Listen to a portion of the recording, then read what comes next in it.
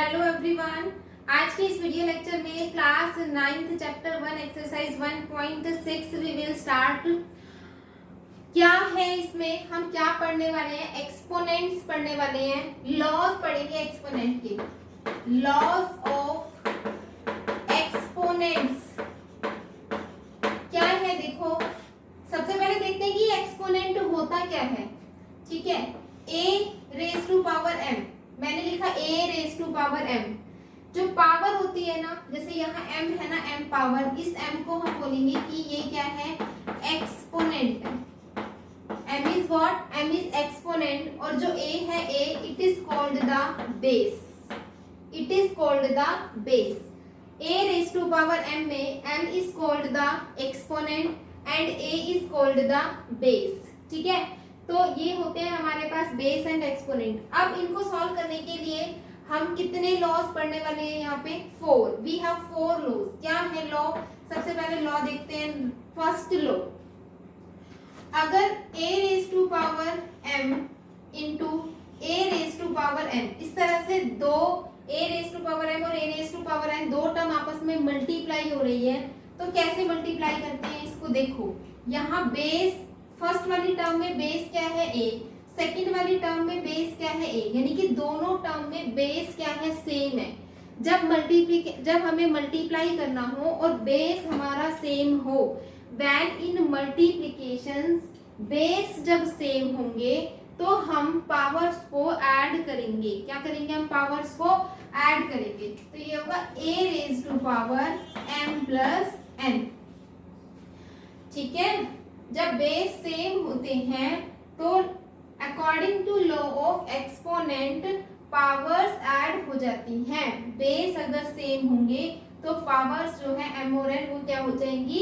Add हो जाएंगी। इसका एक एग्जांपल, जैसे कि हम ये कहें 5 raise to power 10 into 5 raise to power half, 5 raise to power 10 into 5 raise to power half को सॉल्व करके बताओ कि क्या आएगा। तो देखो, फर्स्ट वाली टर्म में बेस फर्स्ट टर्म में बेस 5 है, सेकंड टर्म में भी बेस 5 है, बेस सेम है, तो सेम बेस को एक बार लिखेंगे और पावर्स को ऐड कर देंगे, यानी कि 5 प्लस 1/2। इसको सॉल्व कर लेंगे तो ये हो जाएगा 21/2। This is the answer. तो इस तरीके से यूज किया जाएगा फर्स्ट लॉ का।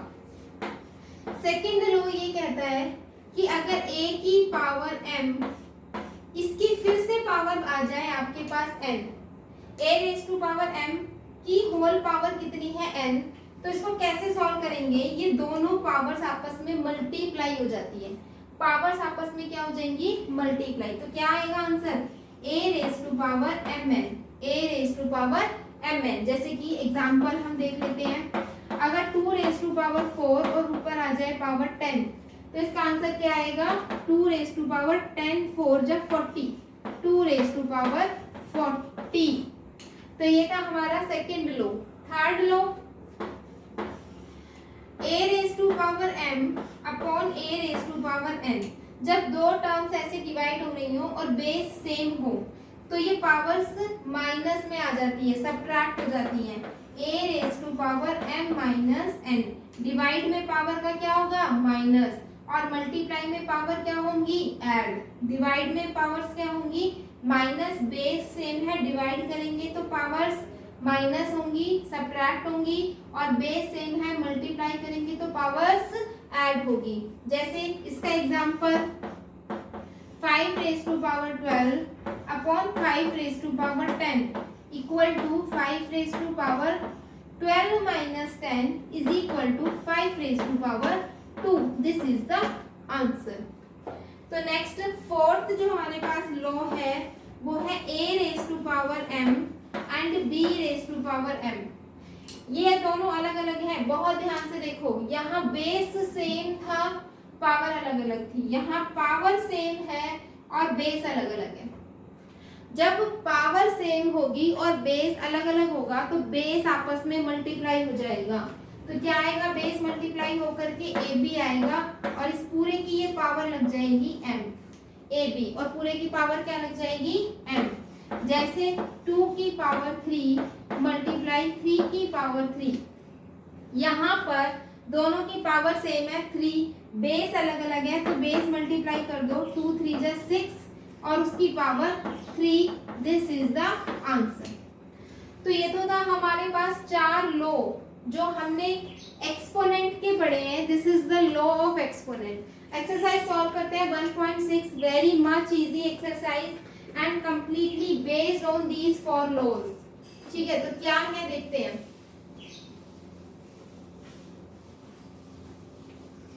फर्स्ट क्वेश्चन है,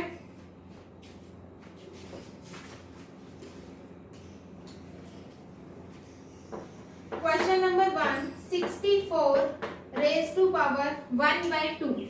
अब हम 64 को सॉल्व करेंगे कैसे, इसकी हम प्राइम फैक्टराइजेशन करेंगे। 64 की प्राइम फैक्टराइजेशन ऐसे करते हैं, 64 अभी देखो किससे डिवाइड होगा, 2 से, 2 3 जा 6, 2 2 जा 4, 2 से डिवाइड होगा, 2 1 जा 2, 2 6 जा 12, 2 से डिवाइड होगा, 2 8 जा 16, 2 से डिवाइड होगा, 2 4 जा 8, 2 से डिवाइड होगा, 2 2 जा 4, 2 से डिवाइड होगा, 2 1 जा 2, तो 1 2 3 4 5 6। तो इसका मतलब हम इसको लिख सकते हैं 2 रेज टू पावर 6। 64 को हम लिख सकते हैं 2 रेज टू पावर 6 और उसकी पावर क्या है 1/2। जब हमने कौन से वाला यहाँ पर रिजल्ट लगेगा, लॉ कौन सा लॉ, a की पावर m और उसकी होल पावर n कितना होता है, a की पावर mn। ये दोनों पावर मल्टीप्लाई हो जाती है तो इसका मतलब 2 की पावर 6 मल्टीप्लाई 1/2। इसको कट करेंगे 3 तो ये आएगा 2 की पावर 3, तो आंसर कितना आ जाएगा, 8 आंसर आ जाएगा। सेकंड क्वेश्चन, इसका सेकंड पार्ट देखते हैं। This is the first part. Second part है 32 रेज टू पावर 1/5। 32 को हम कैसे लिख सकते हैं, 32 की प्राइम फैक्टराइजेशन, 2 से जाएगा 16 आएगा, 2 से कट करेंगे 8 पे 4 आएगा, 2 जा और ये 1 पे, तो 1 2 3 4 5। तो हम लिख सकते हैं इसको 2 की पावर 5 और उसकी पावर 1/5। सेम यही वाला लॉ लगेगा, तो इस लॉ को लगाने से आंसर आएगा 5 मल्टीप्लाई 1/5 से 5 कैंसिल हो जाएगा, 2 की पावर 1 यानी कि 2 क्या आ जाएगा इसका आंसर। थर्ड पार्ट देखते हैं इसका। थर्ड पार्ट में है 125 और उसकी पावर है 1/3। तो 125 की प्राइम फैक्टराइजेशन करके देखो, 125 को 5 पे भेज दो, 5 2 जा 5 5 जा 5 5 जा और 5 1 जा, तो 1 2 3 5 की पावर 3। तो हम इसको लिख सकते हैं 5 की पावर 3 और इसकी होल पावर 1/3। सेम यही वाला एक्सपोनेंट लगेगा, यही वाला लॉ लगेगा एक्सपोनेंट का, 5 3 मल्टीप्लाई 1/3, 3 से 3 कैंसिल हो जाएगा, 5 की पावर 1 यानी कि 5 ही क्या आएगा इसका आंसर आएगा।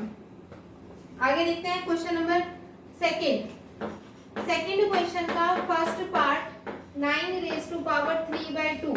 9 को हम लिख सकते हैं 3 की पावर 2 और उसकी होल पावर 3/2। इसका मतलब 3 की पावर 2 मल्टीप्लाई 3/2, 2 से 2 कैंसिल हो जाएगा, 3 की पावर 3 कितना होता है 27, तो 27 क्या आ जाएगा इसका आंसर। सेकंड पार्ट देखते हैं इसका 32 रेज टू पावर 2/5।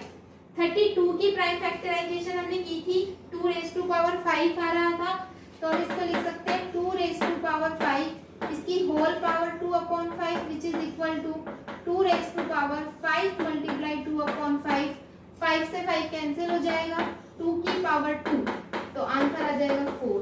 अभी तक हमने जितने भी क्वेश्चन किए हैं सभी क्वेश्चन में हमने एक यही वाला लॉ अप्लाई किया है, कोई दूसरा अभी तक अप्लाई हुआ ही नहीं है। ठीक है, नेक्स्ट देखते हैं थर्ड पार्ट। थर्ड पार्ट है 16 रेज टू पावर 3/4। 16 को हम लिख सकते हैं 2 की पावर 4 और उसकी पावर 3/4 यानी कि 2 की पावर 4 मल्टीप्लाई 3/4, 4 से 4 कैंसिल हो जाएगा, कितना बचा 2 की पावर 3, 2 की पावर 3 कितना होता है 8, this is the answer. Fourth part देखते हैं इसका 125 और उसकी पावर 1/3। तो 125 को क्या लिख सकते हैं 5 की पावर 3, इसकी पावर 1/3, तो 5 रेज टू पावर 3 मल्टीप्लाई का, ये क्वेश्चन तो हम कर चुके हैं ना। ओके, अलग है। यहाँ क्या है -1/3, ये क्या है -1/3, तो यहाँ देखो माइनस भी आएगा, यहाँ माइनस भी आएगा, तो ये बचेगा 5 की पावर -1। 5 की पावर -1 कितना होता है 1/5। 5 की पावर -1 इज इक्वल टू 1/5। आगे देखते हैं थर्ड क्वेश्चन।